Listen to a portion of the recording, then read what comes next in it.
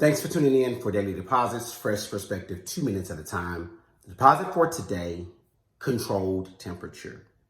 Here inside of my home, I have a AC and heating unit that helps me to regulate and keep a temperature that's comfortable for me inside the house, rather than having to deal with the temperatures outside.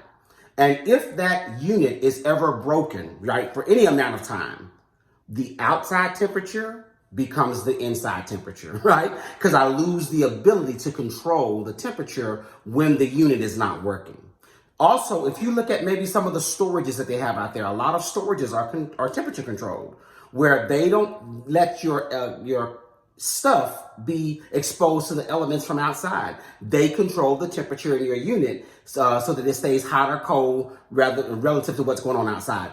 In your everyday life, I want you to think about this. There are some things that you are going to have to learn how to use controlled temperature. And what that means is that outside forces, right? People, places, and things, they're going to be all kind of temperatures. There's not much you can do. In fact, you have little and sometimes no control over how people, places, and things choose to do what they do.